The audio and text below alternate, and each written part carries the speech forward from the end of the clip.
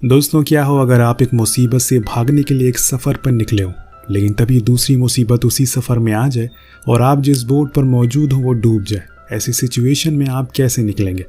कहानी की शुरुआत होती है और हम लायला नाम की औरत को देखते हैं जो बहुत ही ज़्यादा घबराई हुई है।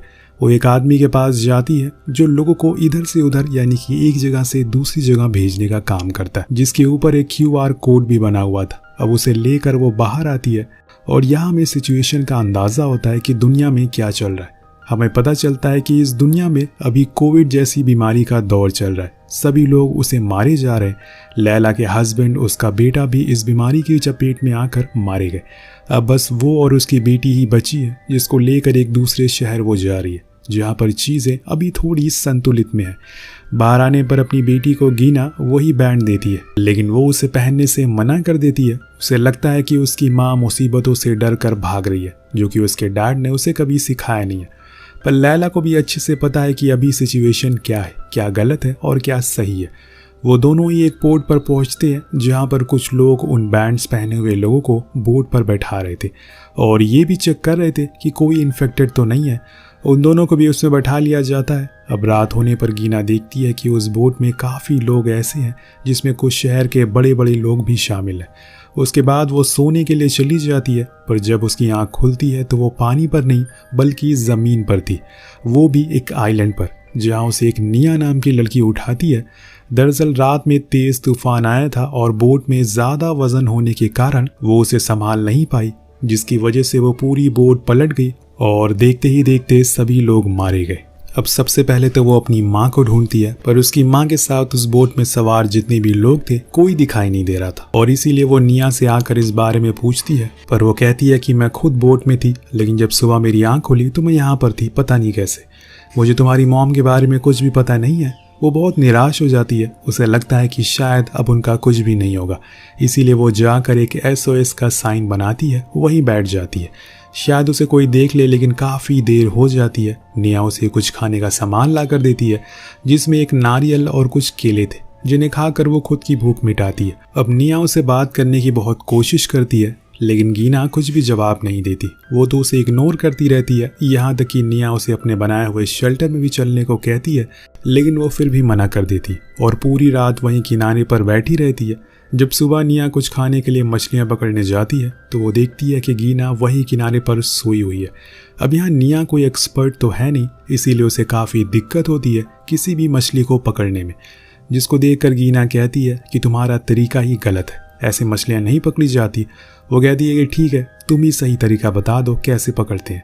और यहाँ पहली बार गीना उसकी मदद के लिए आती है और पहली बारी में ही मछली को पकड़ लेती है, और जिसको देखकर निया भी हैरान थी कि आखिर उसने ये कैसे किया। शायद उसने मूवी TV की सर्वाइवल स्टोरीज को देखा होगा, इसीलिए उसे पता है कि सर्वाइव कैसे करते हैं। खैर, उसके बाद दोनों में थोड़ी मोड़ी बातें होती है, क्योंकि बिना बात करे वो सर्वाइव नहीं कर सकेगी।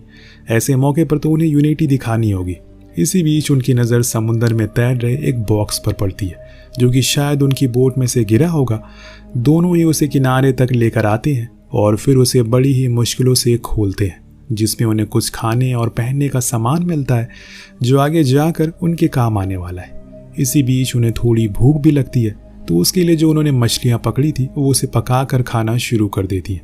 उसके लिए तो आग की ज़रूरत पड़ेगी, इसीलिए निया आग जलाती है, पर उसे वो भी नहीं होता। इसीलिए यहाँ गीना काम आती है और अपनी तरकीब से वो आग भी जला देती है, जो कि जल भी जाती है। और इस चीज़ को देखकर वो एक बार फिर से हैरान थी कि आखिर ये कैसे कर देती है। अब रात होने पर वो दोनों उसी आग के पास बैठकर खाना खाते हैं। तब गीना अपने बारे में कुछ बातें बताती है, जैसे कि उसके भाई और डैड दोनों ही बीमारी के कारण मारे जा चुके हैं। उसके बाद उसकी माँ ने फैसला किया कि वो दूसरे शहर चले जाएंगे, पर शायद उसकी किस्मत में खुश रहना लिखा ही नहीं है। उसे पता ही नहीं है कि आखिरी बार वो खुल के कब खुश हुई थी, तो उसे अपनी पुरानी यादें भी ढंग से याद नहीं है। अब अगली सुबह गीना नहा रही होती है तो निया उसके लिए कुछ खाने का सामान लाती है और उसे दे देती है। उसके खाने के तरीके को देखकर वो कुछ ज़्यादा ही हैरान थी। ऐसा लग रहा था कि मानो वो ऐसी जगह पर पहले भी रह चुकी है। खैर, बातों बातों में वो बताती है कि सुबह वो आइलैंड घूमने के लिए गई थी जब वो सो रही थी, जहाँ उसे एक वाटरफॉल भी मिला है, जिसके पास में एक पूल भी है जिसमें कुछ केकड़े भी हैं, जिसको हम लोग खा भी सकते हैं। यहाँ वो निया को साथ में चलने को कहती है पर वो मना कर देती है, क्योंकि ऐसे आइलैंड के अंदर कुछ जंगली जानवर भी हो सकते हैं, पर वो बार बार कहती है, इसीलिए उसे जाना ही पड़ता है। वापस आते टाइम गीना गिर जाती है, जिसकी वजह से उसके पैरों में चोट आ गई थी। तो निया उसे शेल्टर में ले जाती है। इसी दौरान गीना उससे पूछती है कि अगर हम दोनों में से किसी एक को भी कुछ हो गया तो दूसरा बहुत ही अकेला पड़ जाएगा, और इसीलिए हमें एक बोट बनानी चाहिए जिसकी मदद से हम यहाँ से बाहर निकल सकेंगे। पर निया के इरादे कुछ और ही थे। वो कहती है कि अगर वो लोग बाहर गए तो वैसे ही उस बीमारी से मारे जाएंगे, इसीलिए बेहतर है कि हम यहीं रहे, यही हमारे लिए सबसे सेफ जगह है। पर गीना नहीं मानती, इसीलिए निया वहां से गुस्से में उठकर बाहर आ जाती है और अकेले ही आइलैंड को पूरा घूमना शुरू कर देती है। वो पूरी रात नहीं लौटती और सुबह जब उसकी आंख खुलती है तो वो देखती है किनारे पर कुछ सामान पड़े हुए जो उनके काम आ सकते हैं। उसमें कुछ खाने पीने का भी सामान था जो शायद बोट में से गिरकर यहाँ पर आ गया होगा। वो सामान को लेकर शेल्टर आती है और उसे वापस आता देख गीना बहुत खुश होती है और कहती है कि मैंने पूरी रात सोचा और तब समझ आया कि तुम सही कह रही थी। कल बाहर की दुनिया में हर कोई बीमारी का शिकार है, वहाँ बहुत ही खतरा है, यहाँ पर हम दोनों सबसे सेफ है। उस रात वो दोनों बॉन फायर के पास काफ़ी देर बैठते हैं, जहाँ गीना बताती है कि उसे लगता है कि उसकी माँ एक साहसी औरत थी, लेकिन मैंने उस दिन उनके चेहरे पर पहली बार एक डर देखा जो मैंने अपने डैड के चेहरे पर कभी नहीं देखा। इसी बीच वो निया के बालों को ठीक करने लगती है, लेकिन वो मना करती है। तब वो कहती है कि लगता है कि तुम्हारा कुछ बहुत ही बुरा अतीत है, इसीलिए जब भी तुम्हें कुछ अच्छा महसूस करवाती हो तब तुम चिढ़ जाती हो। वो ना में जवाब देती है, लेकिन फिर ज़्यादा कुछ कहती नहीं है। अब अगली सुबह गीना अपने पैरों की बैंडेज को निकालती है। इसी बीच निया आ जाती है जो उसकी मदद करती है, जिससे कि दोनों बहुत करीब आ जाते हैं। नेक्स्ट सीन में हम देखते हैं कि इन्होंने अब अपना शेल्टर थोड़ी ऊंचाई पर बना लिया और उसकी मदद के लिए निया गीना को बुलाती है, लेकिन वो अपनी पर्सनल डायरी लिखने में इतनी बिजी थी, इसीलिए निया उसे छीन लेती है और खुद पढ़ने लगती है। पर यह चीज़ गीना को पसंद नहीं आती और कहती है कि अगर उसे कुछ बताना होगा तो वो खुद ही बता देगी। दरअसल उसने उस डायरी में ये लिखा हुआ था कि अगर वो दोनों अलग हो गए तो गीना खुद को संभाल नहीं पाएगी। अब कुछ दिन ऐसे ही बीत जाते हैं, लेकिन अभी तक सच में इन्हें ढूंढते हुए कोई नहीं आया था, या फिर कोई बचा ही नहीं है जो इन्हें ढूंढने के लिए आए। कुछ भी हो सकता है। अब एक रात गीना निया को बताती है कि जब सब लोग बीमार होने लगे तो उन्हें एक कैंप को ज्वाइन करना पड़ा, जहाँ पर कुछ हेल्थी लोग रहते थे। वहाँ हमारा एक स्कूल भी था। और कुछ दिन बाद मेरा जन्मदिन आने वाला था, तो मैंने अपने पेरेंट्स को उस कैंप में इंचार्ज से बात करते हुए सुन लिया, जो आपस में बात कर रहे थे कि जब मैं 15 साल की हो जाऊंगी तो उसके बाद वो मेरी शादी करवा देंगे, ताकि उससे हमारी पॉपुलेशन आगे बढ़ सके। और ये सुनकर मैं बहुत ज़्यादा डर गई, क्योंकि मैं बहुत ही छोटी थी। इसीलिए मैंने एक दिन डिसाइड किया कि मैं वहाँ से भाग जाऊंगी। और फिर बहुत दिनों बाद आखिर वो दिन आ गया जब सब लोग किसी एक जगह पर इकट्ठा हुए, और मैंने उसी चीज़ का फ़ायदा उठा लिया और वहाँ से भाग गई। वहाँ से भागने के बाद मैंने कुछ दिन कुछ क्लब्स में काम किया, पोकर खेला। जो कुछ भी पैसे मिले मैंने उन्हें इकट्ठा कर लिया ताकि मैं एक सेफ जगह पर जा सकूं। लेकिन शायद किस्मत को कुछ और ही मंजूर था। वहीं गीना अपनी स्टोरी बताना शुरू करती है और कहती है कि अगर कुछ बीमारी आती है तो डॉक्टर को कुछ नहीं होता, लेकिन मेरे डैड सबसे पहले उस बीमारी की चपेट में आ गए और मारे गए। वो एक डॉक्टर भी थे। उसके बाद मेरी मॉम मुझे और मेरी बेटी को जंगल में लेकर चली गई। वहाँ उन्होंने एक आदमी से शादी कर ली, जो हमारा तो पहले बहुत ख्याल लगता था, लेकिन फिर उसे मैं पसंद आने लगी और फिर अफसोस कि वो ज़्यादा दिन जिंदा नहीं रह पाए। उसके बाद मेरी बहन भी उस बीमारी से मारी गई। उसके बाद हमने फैसला किया कि हम दूसरे शहर चले जाएंगे, लेकिन वो चीज़ कभी पूरी नहीं हो सकी। अब नेक्स्ट डे हम देखते हैं कि दोनों किनारे पर बैठे हुए हैं, समुंदर को देख रहे हैं। वहाँ गीना निया से पूछती है क्या वो लोग हमें ढूंढ पाएंगे, तो निया कहती है कि मुझे नहीं लगता कि कोई जिंदा भी होगा। कहानी ऐसे ही आगे बढ़ती है और कुछ दिन बाद निया का जन्मदिन आता है, जिसके लिए गीना उसे एक सरप्राइज देती है, जिससे कि निया बहुत ही ज़्यादा खुश होती है और दोनों साथ में काफ़ी एंजॉय करते हैं। लेकिन अब इनके लिए थोड़ी मुश्किलें बढ़ना शुरू होने वाली है, क्योंकि अगर सब कुछ ऐसे ही चलता रहा तो कहानी में मज़ा नहीं आएगा। अब एक दिन जब ये दोनों साथ में होती हैं तो उसी बीच गीना को एक बोट की आवाज़ सुनाई देती है। वो फौरन ही जाकर पेड़ के पीछे छुप जाती है। कुछ देर बाद वहाँ से एक लड़का आता है जिसका नाम है एलन। वो चिल्लाते हुए कहता है कि मैं रेस्क्यू टीम से आया हूँ, अगर कोई भी यहाँ पर जिंदा है तो मेरे साथ चले, मेरे पास खाने पीने का सामान भी है। ये सुनकर वो दोनों फौरन बाहर आती हैं, जिसमें गीना का सबसे पहला सवाल होता है क्या उसकी माँ उसके साथ है। तो वो कहता है कि हाँ, वो हमारी बोट पर है और ठीक है, तुम्हारे बारे में बार बार पूछ रही हैं, चलो मेरे साथ चलो। लेकिन निया को यकीन नहीं था। इसीलिए वो कहती है कि उन्हें किसी भी तरह की कोई भी रेस्क्यू की ज़रूरत नहीं है। तभी एलन अपने बैग से एक चॉकलेट निकाल कर खाने लगता है, जिसको गीना छीन लेती है और खुद खाना शुरू कर देती है। लेकिन एलन बताता है कि उसकी बोट की गैस खत्म हो गई है और इसीलिए जब तक रेस्क्यू वाले नहीं आते तब तक वो यहीं रुकेगा। तो निया पूछती है कि तुम रुकोगे, तो वो कहता है कि हाँ, तुम लोगों के शेल्टर में। अब इससे पहले कि वो मना करे, वो उसके ही पसंद का पीनट बटर निकाल कर खाने लगता है, जिसे वो देखकर हैरान हो जाती है। उसके हाथों से खुद ले लेती है, यहाँ तक कि वो उसे रहने की भी इजाज़त दे देती है। सच में ये सब कुछ ज़्यादा ही आसानी से नहीं हो गया, उन्होंने बड़ी जल्दी उस पर यकीन कर लिया। खैर, अगले दिन से गीना और एलन दोनों साथ में काफ़ी समय बिताने लगते हैं, जिस चीज़ को देखकर निया को अच्छा नहीं लगता, पर वो बस देखती रहती है, कुछ करती नहीं। अब एक रात तीनों बैठे होते हैं और निया एलन से कहती है कि हमें तुम्हारे बारे में जानना है, क्या तुम कुछ बता सकते हो? तो वो अपने बारे में बताना शुरू करता है। उसका भी एक परिवार था, लेकिन उस वायरस ने उन सभी को खत्म कर दिया। वो अकेला पड़ गया, जिसके बाद उसने रेस्क्यू टीम में काम करना सही समझा। अगले दिन वो दोनों लड़कियों को किस करते हुए देखता और समझ जाता है कि ये दोनों यहाँ पर रहकर भी खुश हैं, इसीलिए उन्हें बिना परेशान किए अपने कामों में लग जाता है। यहाँ वो निया को काफ़ी कुछ सिखाता भी है और कहता है कि मुझे पता है कि तुम लोग एक दूसरे से प्यार करती हो, इसीलिए मैं तुम्हारे बीच में नहीं आना चाहता।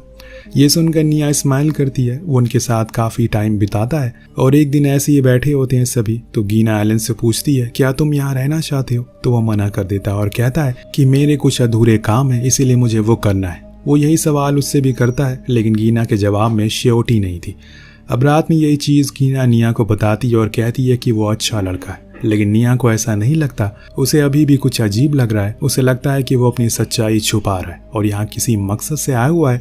वह अगले दिन एलन रेडियो से रेस्क्यू टीम से कांटेक्ट करने की कोशिश करता है। तभी वहाँ गीना आ जाती है और पूछती है क्या वो हमारी मदद के लिए आ रहे हैं? वो कहता है कि हाँ, बस कुछ ही देर में वो यहाँ तक पहुँच जाएंगे और मैंने तुम्हारी मॉम से भी बात की है, वो तुम्हारे बारे में सुनकर बहुत ही ज़्यादा खुश है। तो गीना अपनी मॉम से बात करवाने को कहती है, लेकिन एलन मना कर देता है। पर उसके बार बार कहने पर वो बात करने के लिए फिर से रेडियो से कनेक्ट करता है, लेकिन कोई जवाब नहीं आता और उसको ऐसे परेशान देखकर एलन समझ जाता है कि ज़रूर वो अपनी और निया के बीच किसी एक को चूज़ करने की वजह से परेशान है।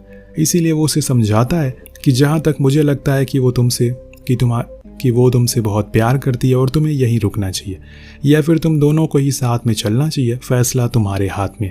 तभी वहाँ निया जाती है खाने पर चलने के लिए, लेकिन गीना उसके साथ नहीं जाती और वहीं बैठी रहती है। जब ये चीज़ निया देखती है तो वो समझ जाती है कि वो अपनी माँ और मुझ में किसी एक को चूज़ नहीं कर पा रही है। इसी बीच एलन कहता है कि वो इस बात से ज़्यादा परेशान है, उसकी माँ वहाँ अकेली है, लेकिन उससे भी बड़ी दिक्कत है उसके लिए तुम हो। ये सुनकर निया अपने सामान को पैक करने लगती है। तभी वहाँ गीना आ जाती है, जो ये देखकर पूछती है कि ये सब क्या हो रहा है। तो निया कहती है कि मैंने फैसला कर लिया है कि अब मैं तुम्हारे साथ चलूंगी, तुम अकेले नहीं होगी। पर वो उससे पूछती है कि आखिर ये किसने कहा तुमसे कि मैं जाने वाली हूँ?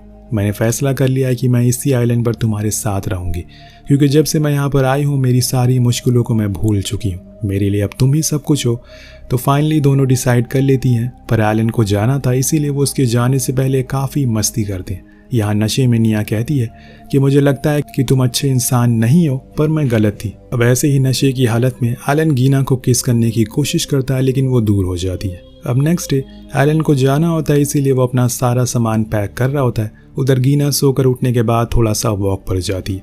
तभी उसे कुछ दूरी पर अपनी मॉम की और कुछ लोगों की लाश मिलती है, जो कि उस बोट क्रैश में मारे गए थे और अब वो बहकर इस आइलैंड पर आ गई थी। ये देखकर वो पूरी तरह से शॉक हो जाती है और भागते हुए निया के पास आती है। इस दौरान हम एलन को देखते हैं, जो किसी से रेडियो पर कहता है कि हमारे लिए फ़ायदे की डील होगी। वो दोनों लड़कियों को हम बेचकर अच्छे पैसे कमा सकते हैं। मैं उन दोनों को लेकर आ रहा हूँ। हो सकता है कि उसमें से एक मुझसे लड़ने की कोशिश करे, लेकिन मैं ले आऊँगा। अब बात करके वो रेडियो रखता है कि इतने में पीछे खड़ी गीना सब कुछ सुन लेती है और पूछती है कि तुमने तो कहा था कि मेरी मॉम जिंदा है, लेकिन वो असल में मर चुकी है और तुम्हारी सच्चाई मैं जान चुकी हूँ। वो उसे समझाने की कोशिश करता है, लेकिन गीना किसी भी तरह का कोई रिस्क लेना नहीं चाहती। इसीलिए वो उसके पेट में नुकीली लकड़ी घुसा देती है, जिससे कि वो वहीं तड़प तड़प कर मारा जाता है। लेकिन दोस्तों, तभी उन्हें दूर से आती हुई एक बोट नजर आती है, जो कि एलन के साथी की थी, जो उनकी ओर आ रही थी। इसीलिए दोनों छुपने का फैसला करते हैं, लेकिन तभी निया को आइडिया आता है। वो रेडियो से कनेक्ट करती है और अपने बीमार दोस्त के लिए मदद मांगती है, जिसको सुनकर वो बोट वाले वापस घूम जाते हैं, क्योंकि उन्हें लगता है कि शायद वो इन्फेक्टेड है, इसीलिए उनके पास जाकर कुछ भी फ़ायदा नहीं है। तो इस आइडिया की वजह से उनकी जान बच जाती है। उसके बाद वो गीना की मॉम को वहीं दफन कर देते हैं, वहीं दफना देते हैं और अपने आगे आने वाली ज़िंदगी को वहीं बिताने का फ़ैसला करते हैं। वेल दोस्तों, अगर दुनिया में इस तरह की बीमारी फैल जाए तो ऐसी कौन सी जगह है जहाँ पर आप और अपनी फैमिली को लेकर जाना चाहेंगे? नीचे कमेंट करके ज़रूर बताइएगा। मिलते हैं अगली वीडियो में। Thank you so much watching. Peace out.